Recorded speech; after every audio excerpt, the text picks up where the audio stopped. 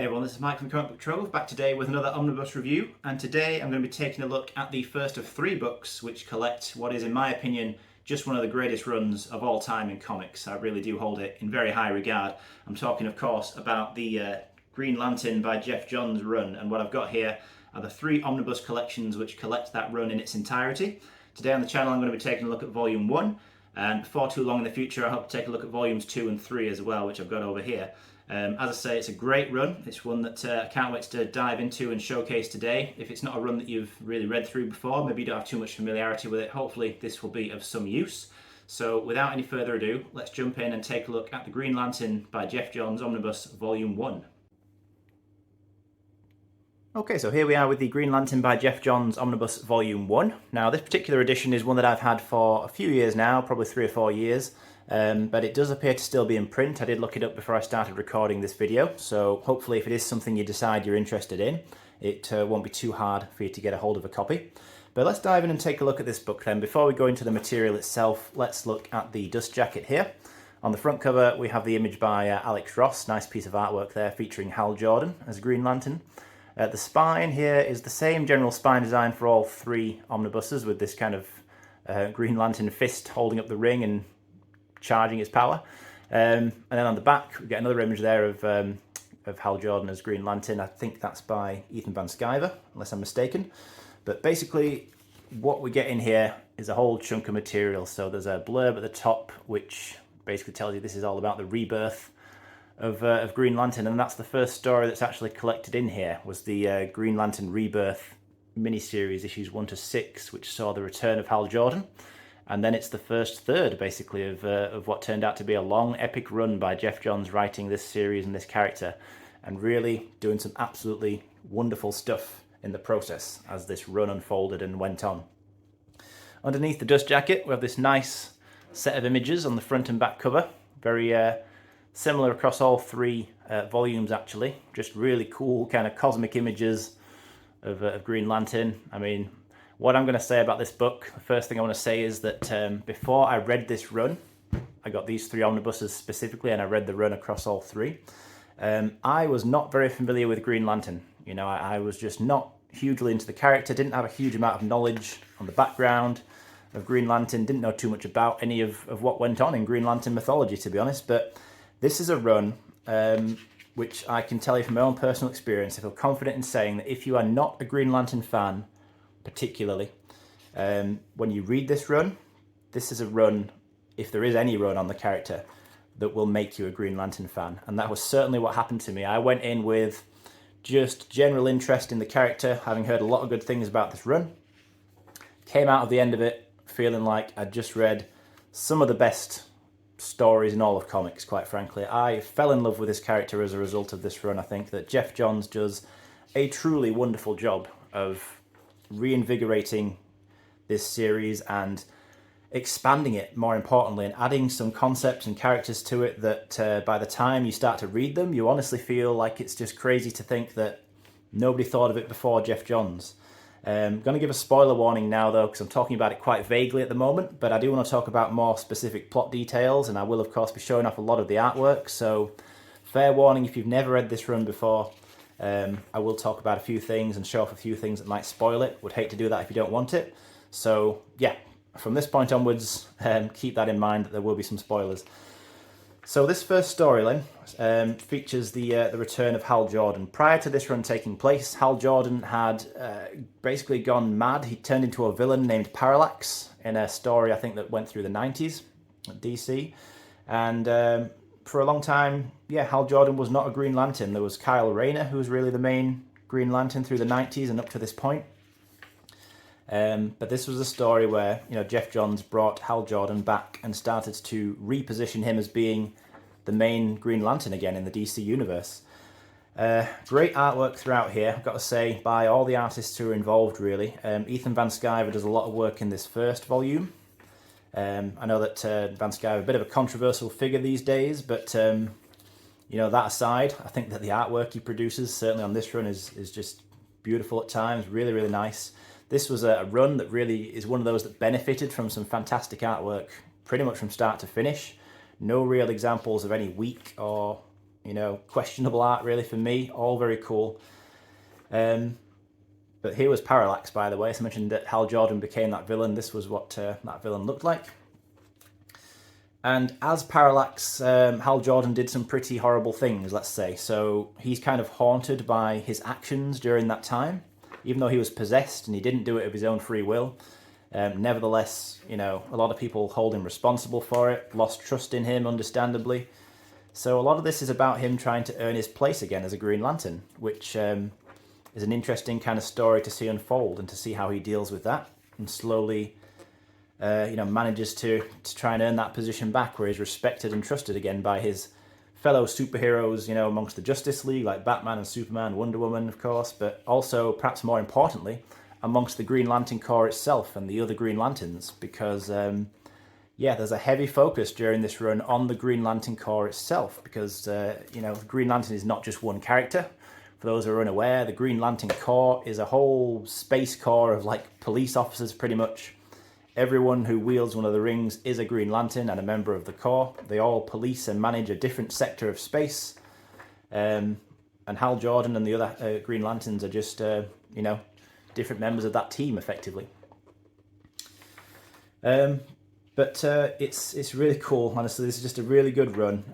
What starts to be built up in here, the main kind of, I suppose you could say, the big storyline that we start to see unfold in here is the return of arguably Green Lantern's biggest villain, Sinestro, who in here starts to form his own corps to rival the Green Lantern Corps, harnessing the power of yellow rings. And each of the rings basically harnesses the power of a different emotion. So the Green Lanterns use the power of will, and Sinestro and his yellow Lantern Corps, or Sinestro Corps as I think he officially calls them, they harness the power of fear.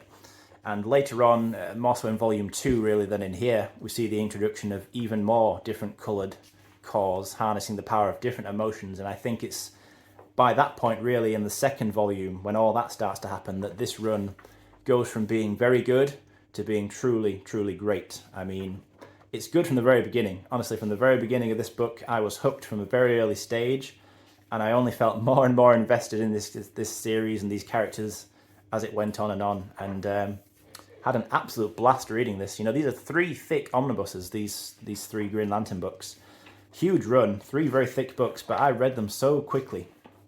The first time that I was going through them, honestly, I had such a good time, such a cinematic feel to this run. I think I mentioned this when I was reviewing the Justice League New 52 Volume 2 as well, which is also written by Geoff Johns, but something that Geoff Johns just has such a knack for in his storytelling is just giving everything such a nice flow, where he can focus kind of equally on character development, but always bring it back to some kind of exciting developments and action sequences as well. So nothing ever really feels slow-paced to the point where you want things to get going again. You know, everything feels kind of just right. I think he's got a great knack for making characters accessible, and bringing perhaps in readers who are maybe not too familiar with them. I mean, certainly that was my experience with this book. The whole thing starts off with a rebirth story, bringing Hal Jordan back and effectively giving him a kind of fresh start, but in so doing, giving Green Lantern as a series kind of a fresh start as well, with a new character to focus on again. As you go through the book, I just want to point out what is done with the individual issues. So you get the covers, which don't feature an issue number on them or anything like that, but on the reverse side you do at least get the title of the story, plus the credits of the writers, pencilers, inkers, colorists, etc. So you have a good idea of kind of what you're reading, even if you don't get actual cover issue numbers on the covers, that's what I'm trying to say, which are always helpful. I mean, I would prefer it if they did that, because I like to have a good idea of what specific issue I'm reading, but, you know, it is what it is. And at the end of the day, when you're reading it through an omnibus like this, it does feel like one long, cohesive story. So perhaps it doesn't matter so much to know exactly what issue you're reading. It's not a huge issue, it's a bit nitpicky really, but worth pointing out. The binding on here is really nice as well. I can't speak for other printings. This was a 4th printing specifically. Don't know what printing they're up to now, because a lot of the time when DC reprint omnibuses, it's kind of a stealth reprint. You know, it doesn't necessarily get like a proper publication date that you can pre-order it, etc. It just kind of gets a new printing behind the scenes, and then it's onto its 4th or 5th printing. But certainly the binding here and the paper quality was absolutely fine, really nice in fact. book stays open nicely, other than when you're at the very beginning and end, you have to hold it open a bit. But again, far from a huge problem really with a book like this. I do like to see the other members of the Green Lantern Corps, but I will say that running alongside the Green Lantern series during this time was a separate series that was called Green Lantern Corps, and that was being written by, I think, Patrick Gleason and Dave Gibbons during this point anyway. And that was a story that focused more on the other Green Lanterns and what they were getting up to during the time that Hal Jordan is doing what he's doing in the main Green Lantern series. And it serves as a really nice companion book to this book. You only get a few issues of Green Lantern Corps collected throughout these 3 omnibuses, usually periodically to fill in the reading order for the events. For example, in the Sinestro Corps War event, you get a few issues of Green Lantern Corps in here, just to make that event make more sense. But otherwise, you're only getting the Green Lantern issues. And I know that a lot of people have called for this. It's something I would like to see as well, would be for DC to release an omnibus collecting that Green Lantern Corps series as well, to serve as a companion to these omnibuses. It would be fantastic if they could do that at some point. We will see. But get some, plenty of action from other characters as well. So Green Lantern's a very cosmic character. He's often off in space, interacting with aliens and all sorts of stuff like that. A very sci-fi kind of series. But he also comes back to Earth and interacts with, other DC superheroes as well. So you do see those characters kind of popping in here and there, which is very cool. Batman is inducted here, can speak, into the Sinestro Corps briefly.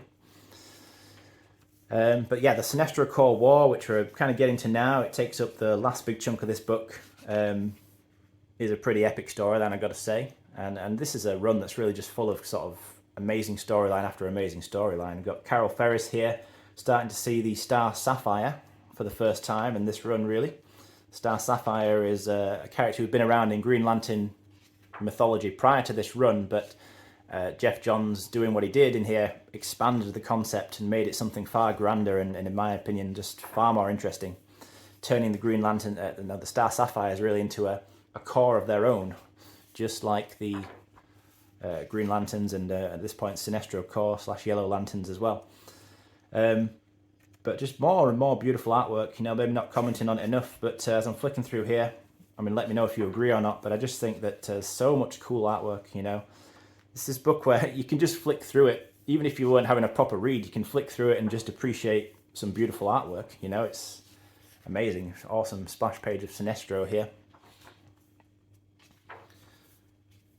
Just a run that's really, really high on my list of recommendations for things for people to check out. If I am going to do a top omnibuses list at some point. I'm going to do my top 10 or top 20 omnibuses to talk about a few of my favourite books, but I will say it's very, very likely that these Green Lantern books are going to feature in that at some point whenever I get around to it. If you haven't read this run, and I haven't made my thoughts on it clear already, although I feel like I surely have, I can't recommend it enough. This is a fantastic starting point for Green Lantern. If you read through this and you don't feel like you're a Green Lantern fan, or you didn't enjoy it for whatever reason, then I don't know if anything will make you a Green Lantern fan, to be honest. But yeah, like I said at the beginning, this was the book, well, these 3 books, the run as a whole, this was the run that turned me from being just kind of very casually interested in Green Lantern a little bit to seeking more and more to kind of sustain my newfound interest in the character once I'd finished reading this. But yeah, just really good stuff. The Sinestro Corps War brings in the Anti-Monitor comes in, famous from his involvement in the different big DC crises stories. You get Superman, is it Superboy Prime, who's an absolute arsehole of a character. Really hate that character, but that's clearly what you're supposed to feel about him because he is a villain. But yeah, man, he's a frustrating character. But yeah, it's a huge war, basically. The Green Lanterns have to have this massive fight. You're seeing a lot of big epic battle scenes here within the pages of the Green Lanterns fighting the Yellow Lanterns. The power of will versus the power of fear. These Yellow Lantern characters, you learn more about each of them as you read through the book properly, but you get a bit of background on them, and there's some pretty menacing characters, really. They're all pretty interesting. Yeah, just really good stuff. What more can I really say that I haven't said? I've just heaped so much praise on this book by this point, But hopefully I've made the point, and I would love to know what other people feel about this book. Do let me know if it's a run that you like as much as I clearly do. Love to hear the thoughts of others in the comments, but yeah, for me, this is just the very best kind of artwork that I've read, the very best kind of material I've read, I should say, on Green Lantern. I just think that really, if you're a fan in any way of kind of cosmic storytelling, sci-fi stories, you know, then this is probably going to tick a lot of boxes for you, really. Yeah, it's just really great. And then at the end of this book here, we get a little teaser for the big event, of course, that came partway through this run and that we see collected in the second volume, the main event itself anyway, which is, of course, Blackest Night, promising that the dead will rise. And that was a huge deal back in the day. I mean, that was such a cool event, like back originally when it came out. You know, the first time I read it, yeah, it was just really, really cool. But this is some cool stuff in the back as well, where you get a lot of information on the individual members of the Corps. Now, this is why it would be really cool to see that Green Lantern Corps series collected as well, because a lot of these individual characters, you know, there's some pretty cool characters here, and they pop into the story now and then during these Green Lantern issues in here. And they stick around just long enough that you're kind of a bit intrigued by them, and you'd like to maybe learn a bit more about them before they then fly off and do something else to continue their adventures in the Green Lantern Corps series. So I think that you can read this book without reading Green Lantern Corps, certainly, but you get just a much more kind of fully fleshed out experience, an enhanced reading experience, I think, if you could read it all. And it's just kind of tricky to track that series down at the moment in collected editions, as far as I'm aware. But just look at how many characters there are here, with these profiles just giving you information on their names and details about them. There's so many of them. One of the Green Lanterns is called Mogo and is an actual planet. How cool is that? That's amazing. But yeah, seriously, so many of these different Green Lantern characters. And then, of course, the main, what you can call the main ones, the human ones, you know. But yeah, there's loads of these characters, honestly. Yeah, so it would be great to see that at some point, that other series collected. But then we've got a bit of information on the emotional spectrum here, and the entities that power each of these different emotions. You know, very cool stuff. And you get Sinestro Corps members here as well, each getting a profile. Really cool extra section here if you want to just read a bit more about the characters, you know, individually, that you've just seen in the story. And then you get some variant covers as well, by the likes of Ethan Van Sciver and Neil Adams even here. This is cool. There's that Alex Ross cover from the front of the book. Overall, really, really cool stuff. And yeah, as I say, can't really recommend it enough, and would love to hear the thoughts of others who have read this run. In terms of covering the rest of it, you know, I've still got volumes 2 and 3, of course, to go. Not sure whether I'll jump straight into those as my next 2 videos, or maybe break it up with some other stuff. In fact, let me know. Would you like me to carry on and just get through volumes 2 and 3 to cover this whole run as soon as possible? Or I could break it up with some other reviews on other books here and there. Really happy to do so either way. Haven't decided what I'll do yet, but if you've got any thoughts on it, on what you'd rather me do, then let me know. I can certainly take it into consideration. But as always, if you've reached the end here and watched this all the way through, I appreciate that as always, and I'll be back again soon to discuss something else.